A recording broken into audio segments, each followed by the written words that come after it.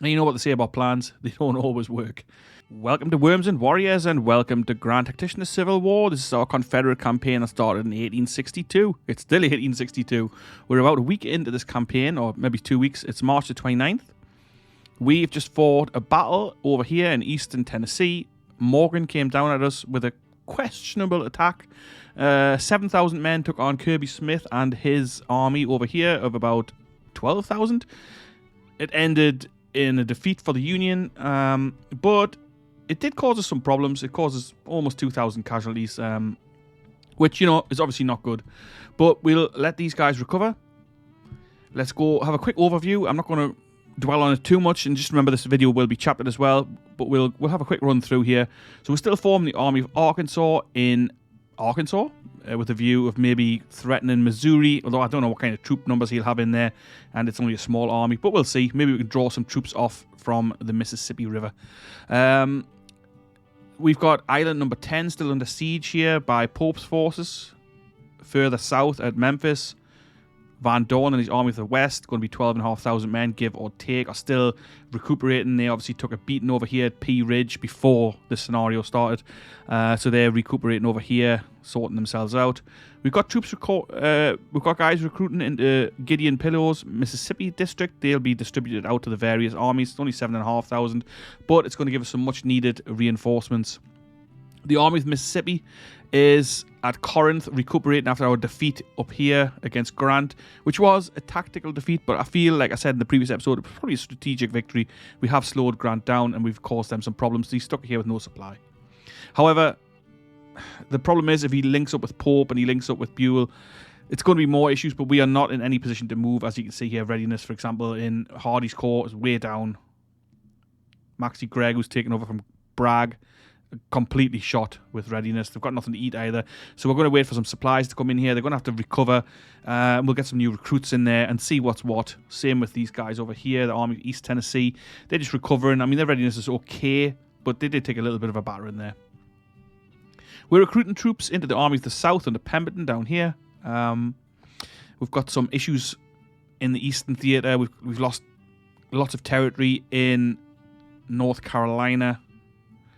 Well, actually, it kind of looks like it's resolving itself because they've pushed up with their troops. But, you know, we've got, like, the New Bern garrison down here. We've got the Coastal Division marching up towards Lynchburg, which is an issue. We've got the 2nd Corps, I think it is, from the Army of the Potomac. Yeah, the 2nd Corps.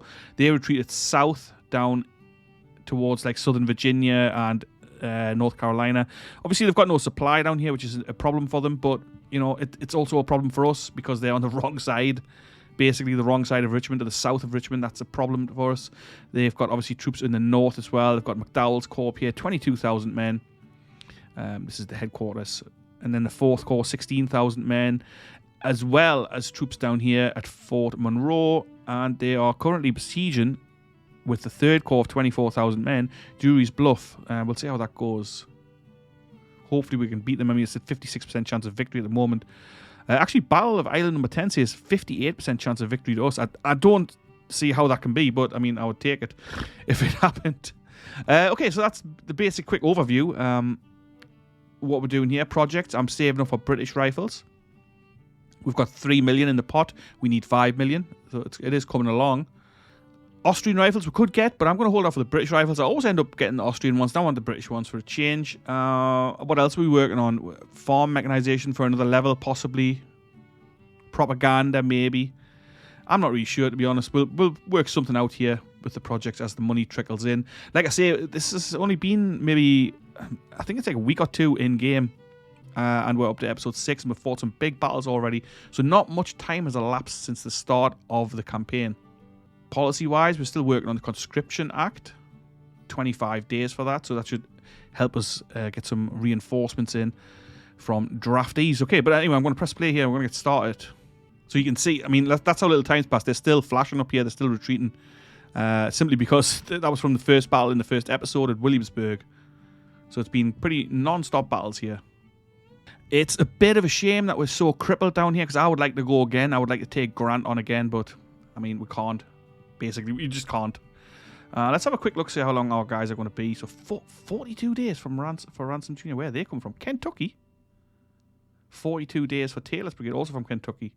So they're going to take a long time, I guess, maybe because Kentucky is obviously occupied by the Union. I don't even know how we're managing to recruit troops there, but, you know, if they're available, I'll take them. That's a long time. So we're recruiting cavalry as well, where they've come from: Alabama, Florida. And this is like horse artillery. How long are they going to be? 18 days, 23 days, then some actual cavalry, 53 days from Mississippi. Then Horse Brigade, 10 days. So that's, I mean, it takes a long time to recruit in these troops. What about the Eastern Theatre? Let's have a look. The Army of the South, what we got coming in? New Zealand Expeditionary Force, that's a viewer-requested unit, of course. 10 days for those guys. 4 days for these boys under Branch from North Carolina. Some cavalry coming, 7 days. 16 days for some guns, and Helms Brigade from North Carolina as well, 8 days. So that's not too bad. So we're going to have some troops down here in South Carolina at least. I'm not entirely sure what I'm going to do with them. I think I'm going to keep these guys together as a force and possibly push them up into North Carolina. It kind of depends on what the Union does, to be honest. And what happens at Drewry's Bluff as well. But as you can see again here, like, most of our guys are like low in readiness, as you can see by the colours. This reddish colour means obviously they're not ready. This means that they're getting a bit better. Yellow means they're ready to move, but they're not at optimum kind of readiness. And if it's green, not that I can see any. Oh, nah, there's no green at all here. Over here, the fleet. If it's green, it means that they're obviously at optimum readiness. We've got a little blockade going here as well to hopefully give them some more supply issues. Let's have a look. What I mean, it doesn't. I don't know how effective that is, but we might as well try it. They're in the radius for it, so why not do it? Gonna let some time fly past here on times 20. We've got our 2 small forces here in the Shenandoah Valley. They are classed as corps, but I mean, really, these are division-sized units. 5,700 men under Jackson and 3,900 under Loring there. Albert City Johnston. Oh, nice. So he didn't take long to recover from his defaming at all. I had removed him from command because he was defamed, and having an army commander defamed, I think, makes quite a lot of difference. And I've replaced him with Joseph Johnson, but actually, I think I'm going to switch it back over. Albert Sidney Johnson's stats are way better. Sorry, Johnson. We'll find another command for Joe Johnson for sure. I was thinking maybe I would put him in charge of this Army of the South, because Pemberton I'd never intended to be like a fighting commander. All I wanted him to be is really an administrative commander who draws in troops. Because he's all right for that, you know, he's okay for that. Pemberton got a bad reputation and he wasn't a great general. But his administration score of 3 is perfect for what I wanted to use it for, what I wanted to use him for. So Drewry's Bluff now, 60% chance of victory. Island number 10, 54% chance. I honestly don't know how that can be. I moved troops out of island number 10. I've stripped that bare, and I really don't know. I just don't know. But I'm happy for that. So yeah, these are the guys we moved out of there. So there's a brigade here, Forno's brigade, which is the 2nd brigade. And I moved out some more troops that have joined Army of the Mississippi. Can't remember who it was now. This guy. Yeah, these guys here. So they're called the 1st Brigade, but these guys were in the garrison, and I just thought, well, why am I leaving them there? We're going to lose the fight. Because at the time, the chance of victory was like 32%. I moved the troops out, and all of a sudden, we've got 54% chance of victory. I mean, your guess is as good as mine as to how that's worked itself out. I honestly don't know. So a couple of days went by there. We're in April, so we should be out of winter quarters. 52%. So, I mean, it is going down, but Drewry's Bluff is going up. Let's have a quick look at the weapons scenario. We've got some carbines on order. We don't have many in stock at the moment, so not enough to give out. What else we got going on here? Richmond carbines on order as well. We've got some powered rifles available, some 3-inch ordnance. We captured those in the battle at Williamsburg, which was excellent. We've got a handful of Enfield rifles, a handful of Springfield rifles, some Mississippi rifles. Nowhere near enough to put in as full units. We've got some Fayetteville rifles on order, but they're going to be a while. Richmond rifles as well. We've got 1,000 Springfield muskets, but again, it's not enough to give out to anybody. Yeah, so we've got 20 Napoleons, so that's nice. I'll just save them up for something. But things aren't great. Like, we really need more weapons and some more recruits coming in. I want to let time whiz by here. Time's 50. Victory at Drewry's Bluff. Excellent. Colonel Bate becomes a national hero. So that's some good news there. That's exactly what we wanted. Let's have a quick read of the battle report. The Battle of Drewry's Bluff has ended with the 3rd Corps retreating from the battlefield in good order. So they've just pulled out. That's good for them, obviously. My command has earned us a remarkable strategic victory with the enemy force to give ground. The enemy has reportedly suffered total casualties of 1,529 men, that being 198 killed, 509 captured. Their morale is believed to be broken. Our casualties are 1,500. What? 1,530? Morale's confidence, supply outstanding. We captured 897 rifles and no guns. Alright. So, the question is now, where are they going to go? Where's the 3rd Corps going to retreat to? It looks like they're going down the peninsula, and that's fine. I don't know how we suffered that many casualties there, though. I'm just going to pause it a second and have a quick look at these forces. Hughes was involved in that. I think. Somebody definitely was. Yeah, Drewry's Bluff. So Hughes' Corps was involved in that, so they suffered 730 losses. I think some of those will be sick men as well. Not actually coming up. It used to be if you hovered over this, it would tell you a little breakdown, but I don't know, maybe it's not working. So Hughes was involved there. Let's just have a quick look through these units, make sure no commanders were taken out or anything like that. Yeah, it looks fine. I mean, who else was involved? Gustavus Smith, his corps. So they looks like they suffered the casualties there, 1,500 casualties. Whiting, Hood, and Grimes were the division commanders. Evander Law, Dowling, Hampton. Bate became a hero. Oh, this is a viewer unit, so your commander, 29th Tennessee, your commander is now a hero. And he's looking pretty good, actually. He'll be getting his bump up to Brigadier General anytime now. Armistead as well, Mr. Beast Tigers. Yeah, so they lost 194 men. I mean, that seems excessive to me. 217 for Bate. But at least we've managed to hold on to Drewry's Bluff and recaptured this prison camp, which is nice. Because we were overcrowded. Island number 10 is now down to 50%, so I suspect that's not going to hold. But, you know, that's okay. Yeah, so the 2nd Corps at least is suffering with supply. Down to 12,000 men. We'll see where these guys go. We'll see what happens. Nothing much happening in the west. 6th of April now, so a few days have gone by, about a week. Oh, something did happen there. Well, what happened there? I don't know. Somebody moved down. Was it the fleet, maybe? I think it was the fleet moved down. Either way, I suspect island number 10 is about to fall. Drewry's Bluff has been repaired as well, so that was nice and quick at least. Our little fleet there, I really don't know what they're going to be able to do to slow them down, but hopefully something. And Van Dorn is finally starting to move up a little with readiness. Armies Mississippi is still shattered with readiness, absolutely done. They are not moving for... It's going to be a long time before they're ready to move. Morgan's command. They're the guys who attacked us down here at Knoxville, so they've moved back up into Kentucky. I'm going to give Kirby Smith a little more time. They're waiting for some troops to arrive here. We're waiting on some guns. One day. I want to push up into Kentucky. We actually already control London. That's nice. Supplies coming all the way from Charlotte down here. I mean, it's quite a hike for it. It seems to me that the 3rd Corps isn't actually going anywhere. How can they just be staying there? Our reinforcements here under Holmes in the Richmond Department. 2 days away for the King's Resentment. 4 days for Anderson's Brigade.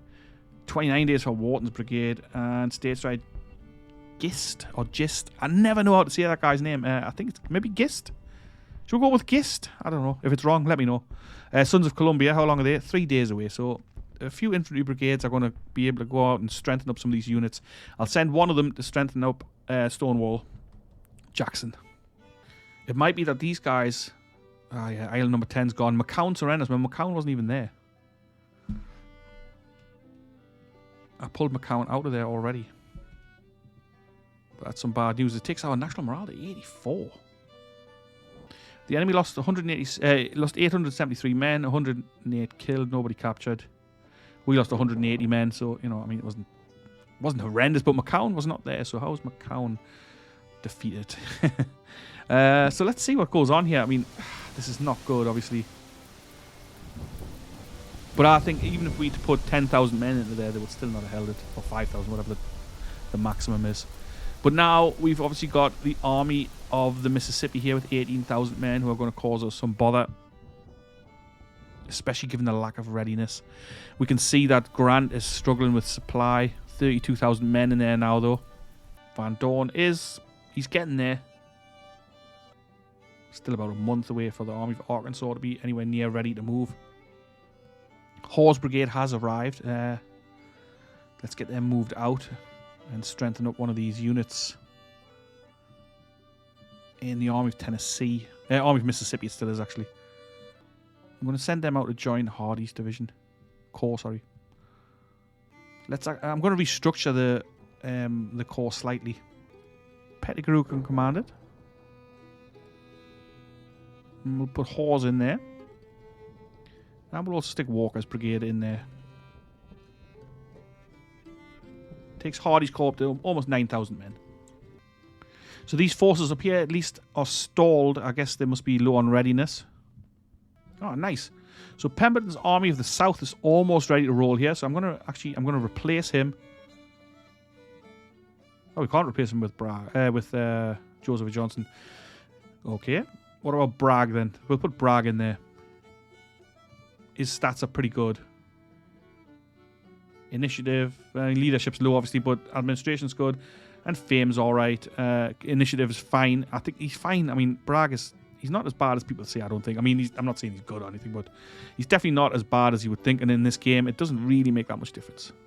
We've also got Lovell's command down here in New Orleans, keeping an eye on what's happening with their Army of the Gulf. They haven't actually moved, so, I mean, I'm quite contentious to stay here. We can match them in numbers if that's all they've got down here. But I don't know if that's the case. We will find out. Right, Kirby Smith is in the green. Let's move him up. We've actually captured a handful of Sharps rifles. Only 98, of course. I mean, they're no use to us at 98, but if we've got some more, that would be nice. We've now got troops arriving into the Richmond Department. We've got Wharton to wait on for 21 days. They come from Texas, quite a way off. Let's give these troops out to some different commands. We definitely need to reinforce Jackson in the valley. So I'm going to send the King's Resentment over there. They're going to join Edward Johnson's division. And that's going to beef him up to 9,000 men. It's already making a difference. Anderson's brigade from Georgia. I'm going to put them into Yuji's corps. Drayton's division. That's going to take Yuji up to 7,500 men. And that's making the Army of Northern Virginia 62,300 men with almost 5,000 disabled. Stateside Gist. Or Gist. Let me know how to say that in the comments if you do know. I think, I can't remember. Did you specifically request to be in someone's unit? I really can't remember. I'll stick Gist and the Sons of Columbia into Longstreet's corps. AP Hills Division.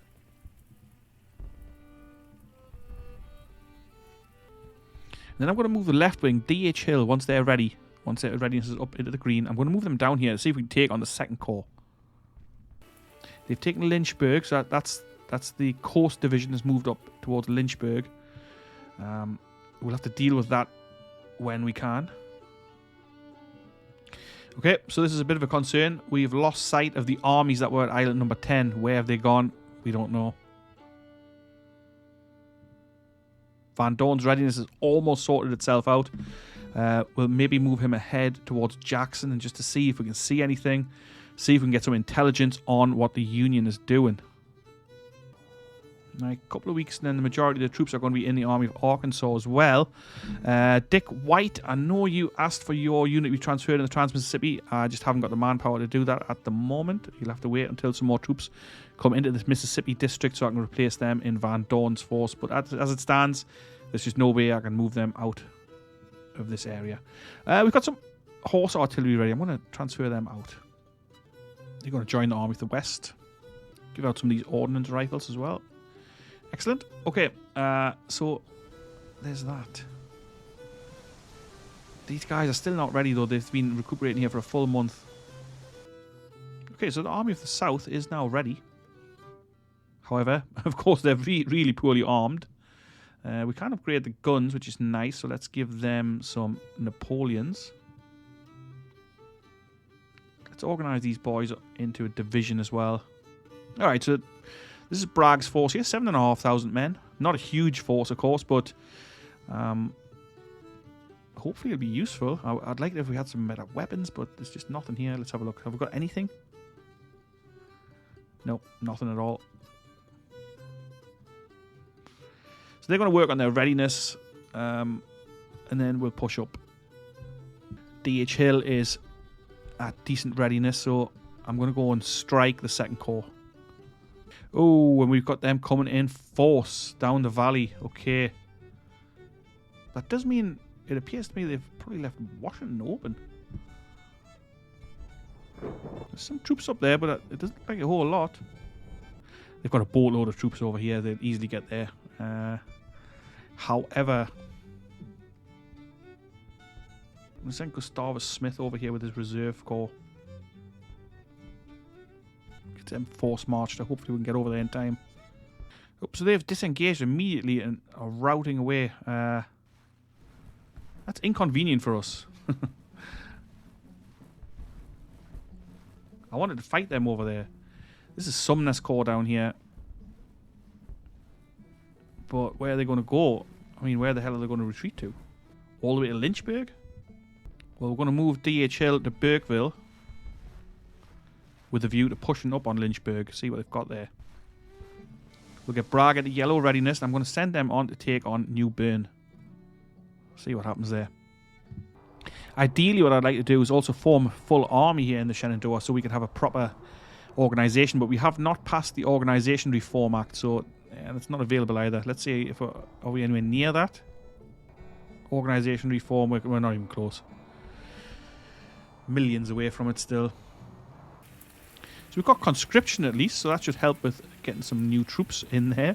Like, I don't want to actually use conscript troops if I can help it, but it speeds up replacements, that's the main part of it. Let's go for Diplomacy 2 next.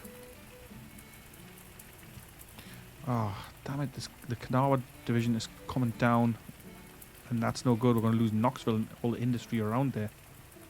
I should have known that was coming. In fact, we've already lost our iron mine. Shit. Yeah, that was a problem. That was a mistake even. Alright, so Van Dorn, I'm going to move him up here. I'm going to move him towards Jackson. Yeah, we're already back at Knoxville. Okay, that was quick. Let's see if we can strike the Kanawha division. Retake those mines. Yeah, the 2nd Corps is just teleporting away. Going faster than we can go by rail. Okay. Lincoln emancipates the slaves. That's not good for our British intervention. Good for the slaves, of course, but not good for us. Ah, there we go then. So let's fight this. Army of East Tennessee in action again. And we're taking on the Kanawha division. Under Jacob D. Cox Jr. Don't know anything about him. Some guy from Ohio, apparently.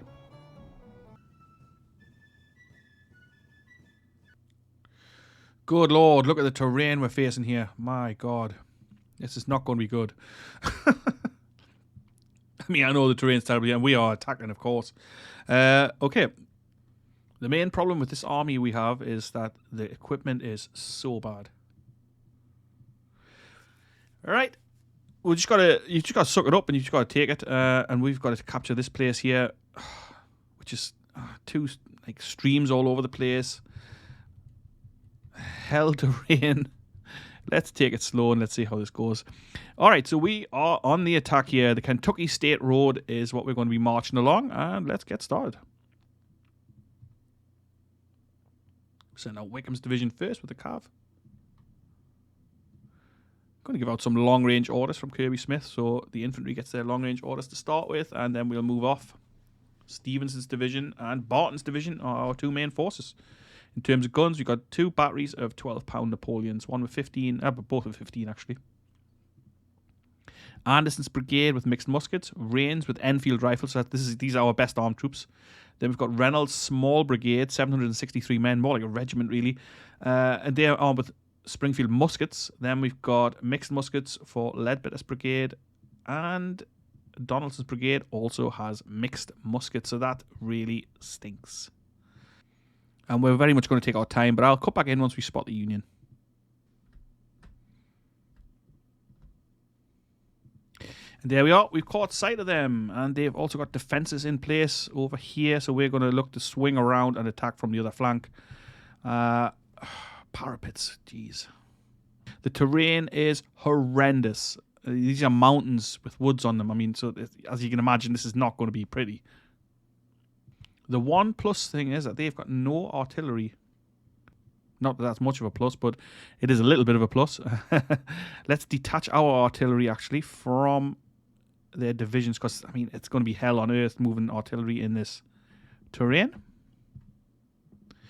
So they're dug in here. The objective's there. So, I mean, I'm going to swing this way with the road and cross over here. Give our guys a little bit of time, because, I mean, they're going to be exhausted by the time they get up over here.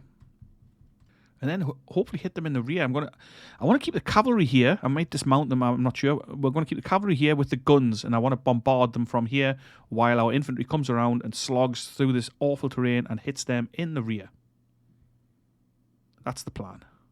And you know what they say about plans? They don't always work.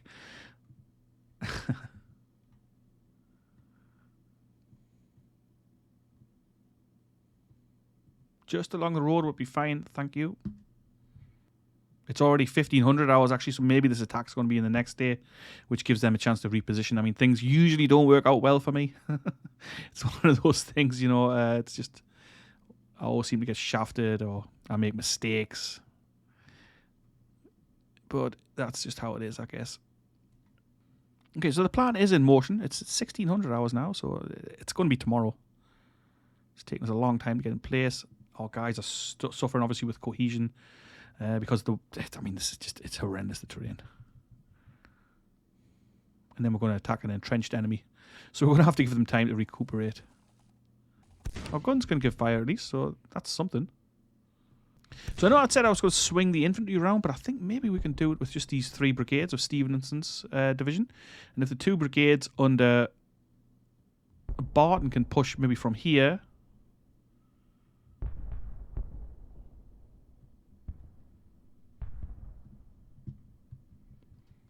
It's the end of the first day, so yeah, it's 1800 hours, day is over. And they don't seem to have moved. We can redeploy. So let's do that slightly. I'm going to just reposition the cavalry here. I'm also going to reposition Barton's division. Stevenson's division. Alright. So let's see what they do. They may well totally reposition themselves, and if they do, I mean, if they've had any sense, they will. But that doesn't always come across. But let's get started with day 2 here. Where's Kirby Smith? All right, day 2. Yeah, new defenses there. This is going to be a real pig to attack. So we're going to adjust our plan. Barton's division, let's get them over this way. Our guns are going to move as well. I want to put as many troops in front of him as I can here, because I want him to think that the attack's actually coming from here. So Stevenson's division is going to make this. And they will also press an attack once we engage from the rear with the cavalry, artillery, and infantry.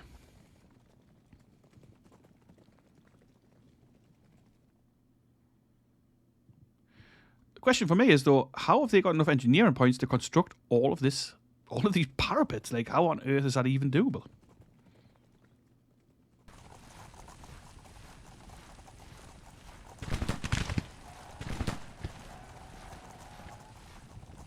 Okay, so what I'd wanted was Ashby Smith just to ride these skirmishes down, but he just didn't do it.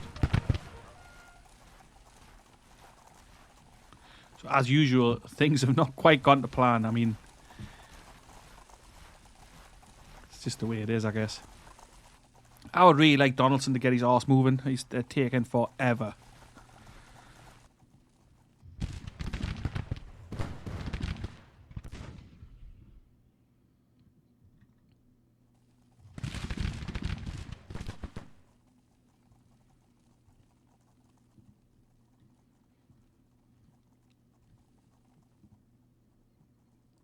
winded. And they've only, I mean, I know I double quicked them, but only just like 100 yards. Come on, boys.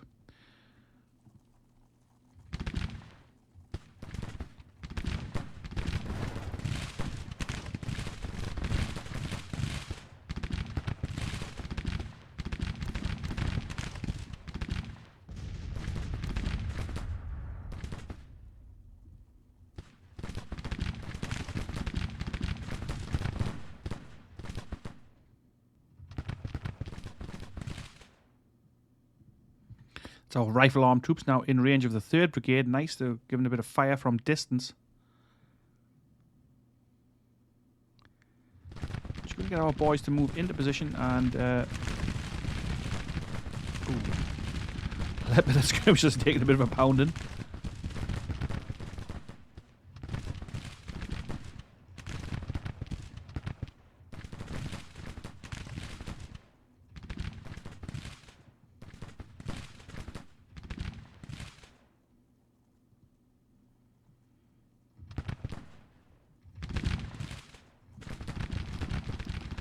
We'll let Ledbetter's brigade carry on with firing into the flank of the 1st Brigade. I mean, it's not going to be that effective. Some distance there, and it's mixed muskets, you know, but let's see how this goes.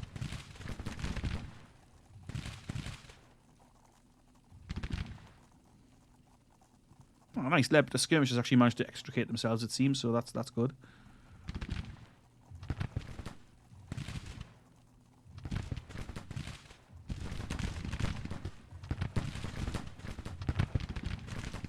Move Donaldson forward. They're going to take them on as well.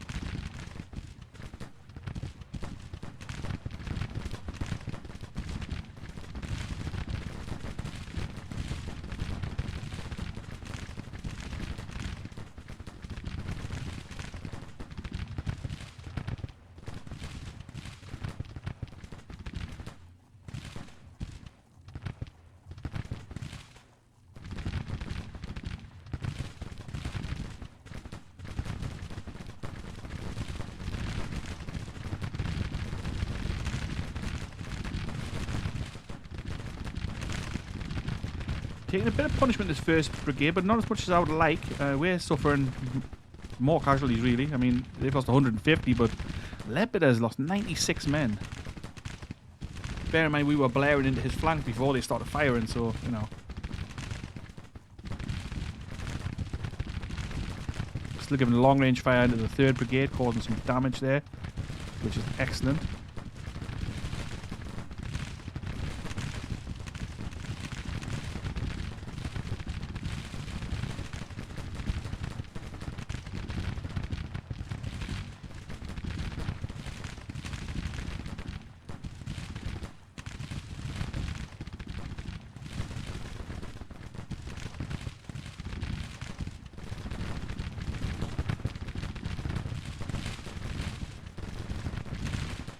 Guns can't get a shot on this brigade. Why not? You can't tell me it's because there's some skirmishers in the way. I mean, come on.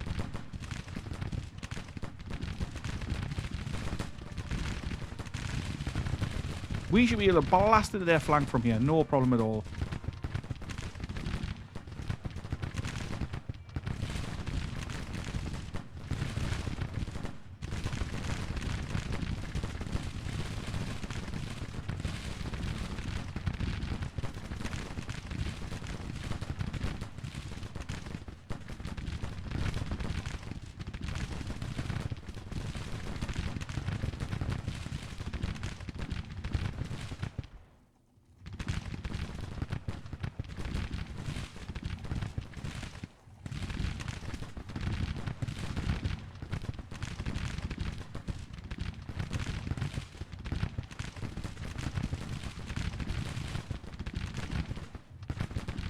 Dismounting our cavalry. We're going to go in for a little bit of a scrap here.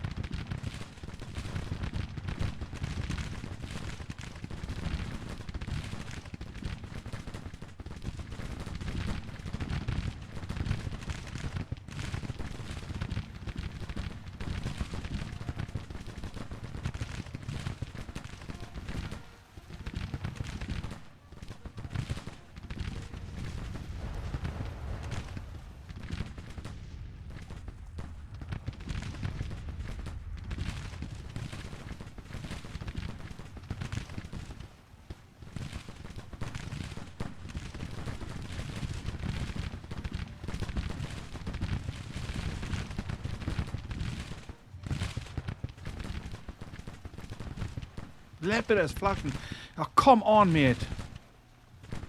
This is just it. This is the thing. Oh, this game, honestly, it does my head in some ways.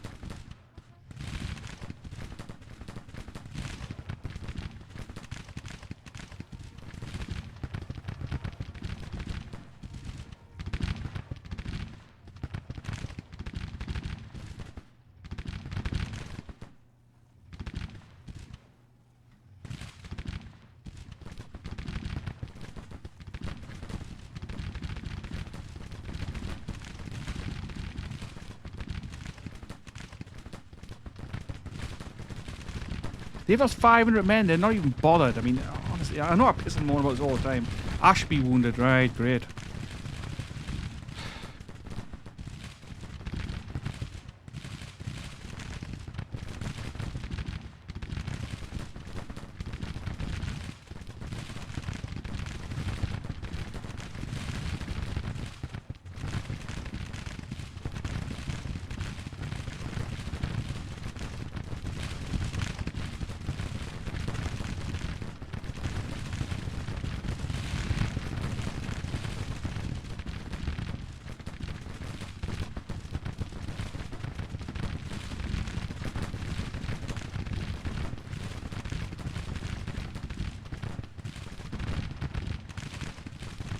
This is laughable. Honestly, it's laughable. Lepidus Brigade's broken. It's absolutely laughable.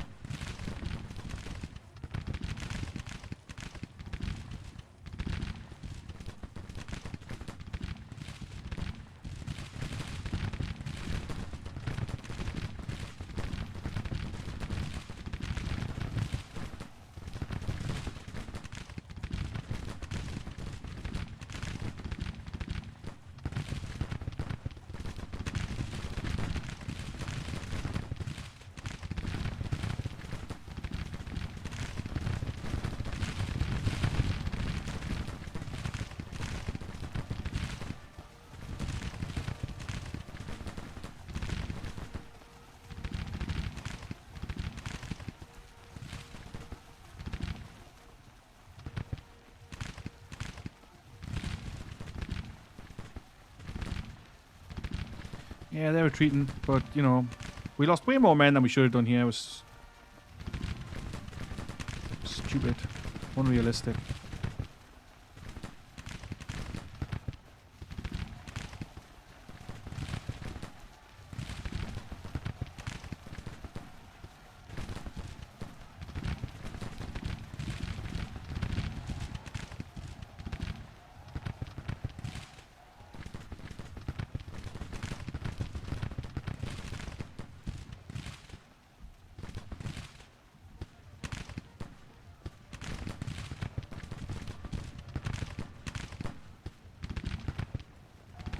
So our cavalry's charged in here, giving them steel, but they're still managing to escape.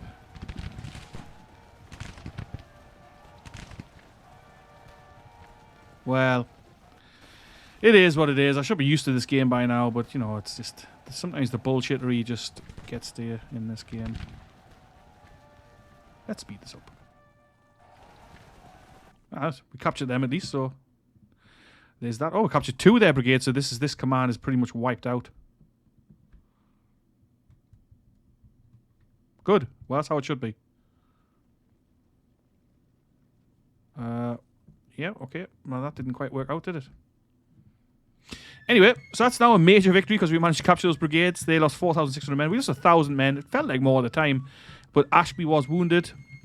So it's not all good, but that was not bad, really. The Battle of Strawberry Plains Bridge. Interesting name. Major victory. Nice. Kirby Smith should maybe get famous from this, I think. That's 2 for 2 for Kirby Smith.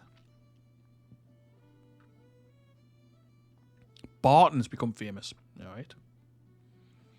I think part of the problem with this army over here is that, the equipment is just so poor.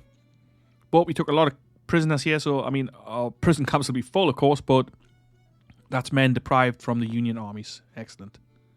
Shame about Ashby. He's a good commander. I seem to remember he did a nice job in the Valley campaign in real life under Jackson, if I'm not mistaken. I mean, I could be mistaken, of course, but I'm not sure. What we've got to say here. The Battle of Strawberry Plains Bridge has ended with the Kanawha Division retreating in panic. My commanders earned a total victory. Enemy army is running for their lives. They lost 4,600 men, 176 killed, 3,344 captured. Morale unstable. I would think so. Our casualties were 1,030, 141 killed, 184 missing, the rest wounded. We captured 3,654 rifles and no guns. I mean, I doubt they were rifles, which is a bit of a shame, but let's see if there's anything decent. Even some Springfield muskets would be welcome at this point, if I'm honest. We do have 1,400 Fayetteville rifle muskets now, so they are starting to trickle in nicely. Richmond rifles as well. But I'm not really seeing anything that we took here. Oh, yes, Springfield muskets. Excellent. So we've got 5,000 of them. Who would have thought you'd be pleased about Springfield muskets? But that's pretty good, actually. The mountain department is powering across. Let's have a look what they've got. 14,000 men. Morgan's command up here as well. But at least we've retaken our mine that we lost here, and Kirby Smith saw some more action. Let's just take a look at them. What's going on here? Unhappy.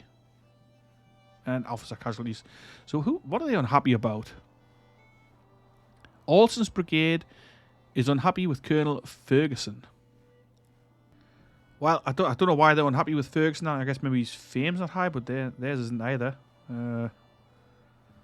Ashby needs to be replaced. Let's see if we can find anybody decent. Mercer? No, artilleryman. Let's see, any cavalry guys available? Who we got here? Robertson, looking pretty decent. Oh, Pegram. Crap. Chambly. Maney, he's looking pretty good. He's got 2 stars fame as well. Or experience, sorry. Davidson, he's looking good. Let's put Davidson in there. I think we do actually have some, we've got some Maynard carbines. Let's give them out to these guys, to Alston's brigade.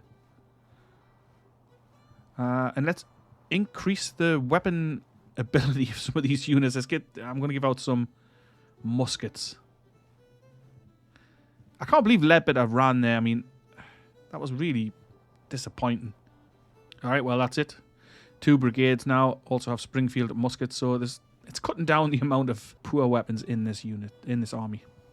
Yeah, so actually when I'm looking at Ledbetter, maybe I was a bit over the top with complaining about me. They lost 425 men, only inflicted 258. It was the weapons, I think.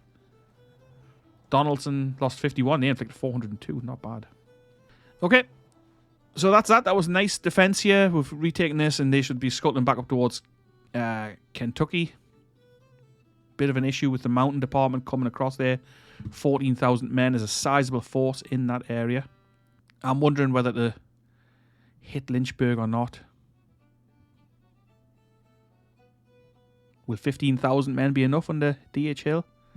Do we hit the Union in the Shenandoah? Any thoughts on that? Should we go and hit them at Lynchburg? Should we hit them in the Shenandoah Valley? We're not in a position to really move much in the Western Theatre. And where the heck have these armies gone? We've lost sight of them completely. So that's some questions that need answering. And we'll answer them in the next episode. I hope you enjoyed this one. I hope you're going to subscribe if you're new here. Do let me know what you thought of the episode by leaving a comment. And check out the channel if you like what you see. Subscribe. There's lots of Civil War themed content on here, but it's not just Civil War stuff.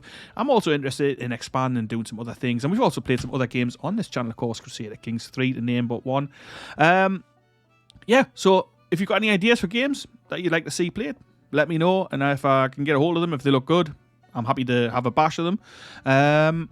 And if you enjoy historical content, especially Civil War content, then you could check out my short series. I do like a 1-minute profile on lots of different generals and commanders. We also do kind of little photograph montages, which I love the photography from the Civil War. It's awesome. It really does bring this conflict to life for me. I love looking at them, and I can look at them all day. But anyway, if you do like that kind of thing, check out the short series we've got going on.